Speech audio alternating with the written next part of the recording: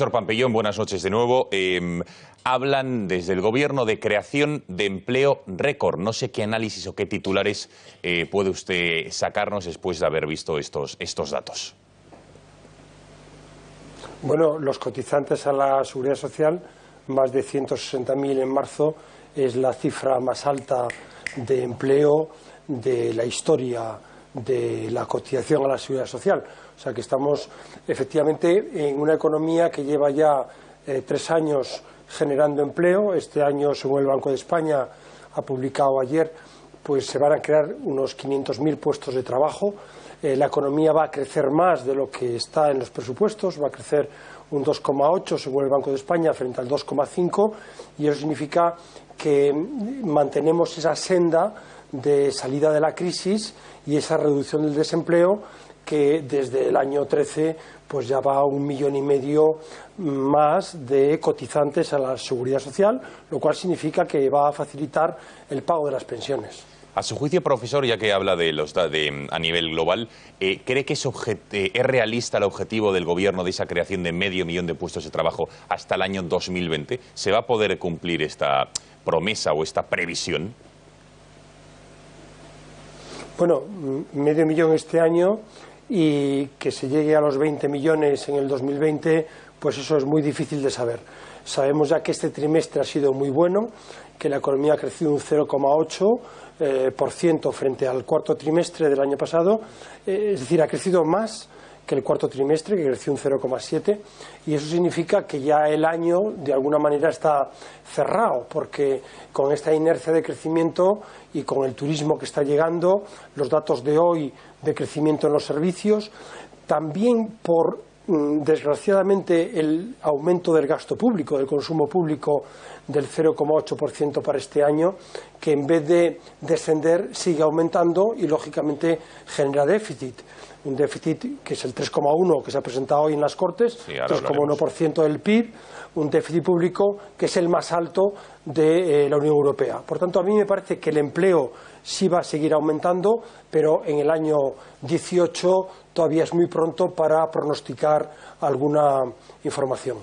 Por cierto, que ahora estamos ya a las puertas de Semana Santa, entiendo que abril, porque Mariano Rajoy le han preguntado una valoración y ha dicho, ojo, que los datos de próximos meses van a ser incluso mejores. Entendemos ya que abril, por tanto, va a ser positivo en cuanto a los datos de creación de empleo o de destrucción de desempleo.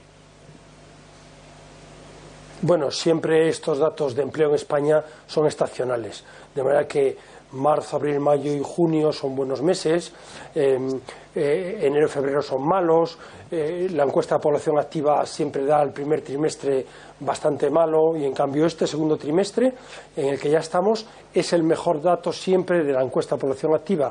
O sea que este segundo trimestre, por razones estacionales, por razones de turismo, agricultura, la construcción que está creciendo mucho, el año pasado la construcción creció un 2% y este año va a crecer un 4%, y eso es empleo en esta época del año en que el tiempo mejora. Una última cuestión respecto al paro, profesor Pampillón. ¿Qué le parece la calidad de los puestos de trabajo que se están creando? ¿Considera que, porque la oposición y los sindicatos, la verdad es que ya es muy manido el argumento, que podrían haber sido los datos que fueran, pero siempre hablan de la precariedad, de los pocos trabajos indefinidos? ¿Qué le parece este dato? ¿Le parece alarmante la precariedad de los puestos de trabajo que se crean o no? Hombre, sí, España es el país de la OCDE con más precariedad, con más trabajo temporal, con más contratos temporales, y lógicamente esto no es bueno para una economía porque genera incertidumbre.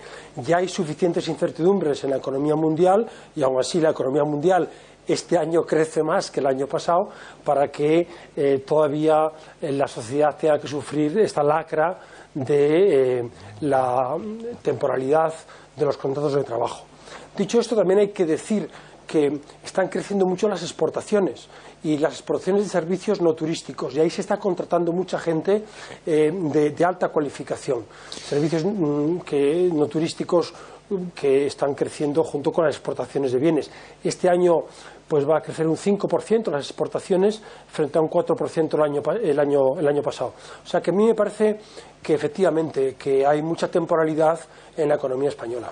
Bueno, profesor, si nos lo permite, vamos a hablar de los presupuestos. Hoy Cristóbal Montoro, ministro de Hacienda, los presentaba y así los definía, porque ha utilizado palabras que también ha empleado usted, como el déficit, el crecimiento, incluso añade otro. Son los presupuestos de la cohesión social. Le escuchamos, si le parece.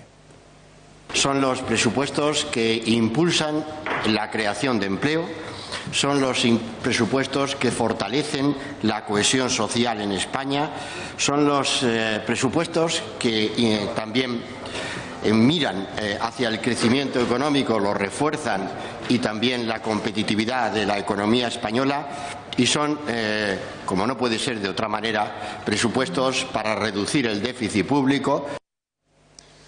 Profesor, sepamos un poco más de los presupuestos. Vamos a escuchar a Cristina Ramos, nuestra compañera, que nos ha preparado un informe. Cristina, cuéntanos presupuestos del año 2017, del que está en vigor, las líneas maestras de las cuentas públicas que ha presentado Montoro. Pues sí, el Gobierno ha presentado estos presupuestos con el objetivo de reforzar el crecimiento económico y cumplir con el objetivo del déficit del 3,1% del PIB para este año. Pero vemos ahora que contempla este proyecto una reducción de la dotación de los ministerios de un 6% en comparación con las cuentas de 2016.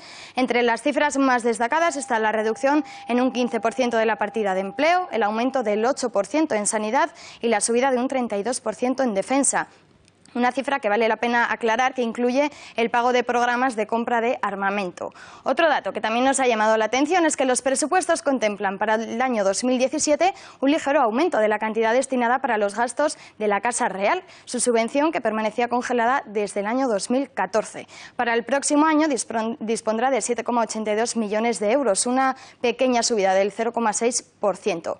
Otro de los puntos que hay que destacar de este libro amarillo de los presupuestos es el préstamo de unos 10.000 millones de euros del Estado para afrontar el pago de las pensiones, una cantidad que vendrá de la emisión de deuda pública, un instrumento al que se recurre por primera vez para cubrir esta partida. Además, la cuantía final del préstamo que se realizará a la Seguridad Social dependerá de la evolución de los ingresos por cotizaciones sociales.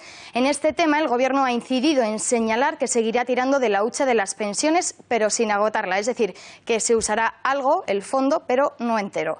En este punto hay que señalar que el fondo cuenta en estos momentos con 15.000 millones y de ahí el Ejecutivo prevé usar 7.300 durante este año, lo que dejaría la hucha de las pensiones con otros 7.000 millones. Finalmente, la inversión por territorios que prevé realizar el Gobierno este año desciende a 12.867 millones de euros, un 2,8% menos, y afecta a todas las comunidades autónomas, excepto a Canarias, que sube mínimamente en 8 millones. El ministro de Hacienda, Cristóbal Montoro, ha argumentado que el aumento de inversiones en Cataluña avanzará de forma más decisiva en los presupuestos del año 2018, que a estas alturas del ejercicio están prácticamente en desarrollo. A la Comunidad de Cataluña le sigue en Madrid en inversiones en 2017 con el 11,7% del total, algo más de 1.000 millones de euros. Muchísimas gracias, Cristina. Profesor Pampillón, de las pensiones, si le parece, lo que ya se recoge aquí, que se está acabando la hucha de las pensiones, se va a pedir como esa especie de préstamo que se pagará con deuda pública.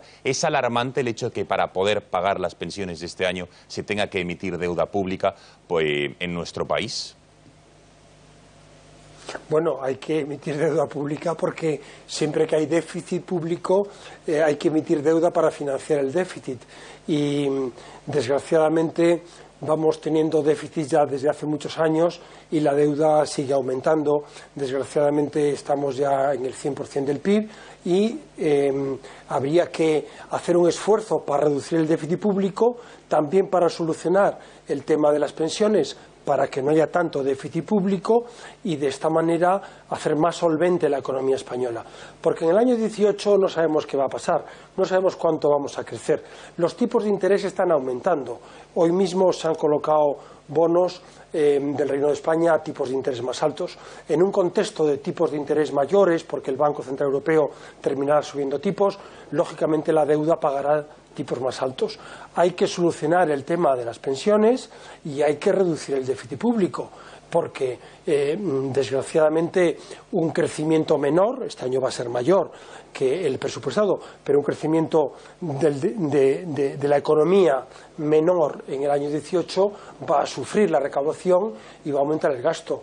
Por eso habría que ser un poquito más atrevidos a la hora de, por parte del Congreso, ser más responsables para reducir el déficit de ese 3,1 que propone el Gobierno al 2,5. Bueno, profesor Pampillón, un par de cuestiones más. Dicen desde el Gobierno, el señor Montoro, que son los presupuestos de la cohesión social, los más sociales casi de la historia, ha dicho. Se destinan de cada 10 euros o de cada 100 euros que va a destinar este presupuesto, 55 euros son para el gasto social, entre lo que se incluía las pensiones. ¿Le parece que son también la mayor creación de empleo público, de oferta pública de los últimos años? ¿Le parece que son unos presupuestos de la cohesión social, como dice Montoro? Bueno, son de la cohesión social porque aumentan el empleo, porque este crecimiento impulsado por el mayor gasto público, pues lógicamente hace que la economía crezca más. Quizá sería mejor tener una economía que crezca un poquito menos, pero de forma más equilibrada y con menos déficit público. Más cohesión porque hay más empleo y ese es el problema número uno de la economía española, pero otros países prefieren crear menos empleo y tener unas cuentas más equilibradas que impidan que la deuda siga creciendo. O sea, que cohesión sí, porque aumenta el empleo, pero nada más. Profesor Pampillón, muchísimas gracias por haber atendido a las cámaras del Gato al Agua y muy buenas noches.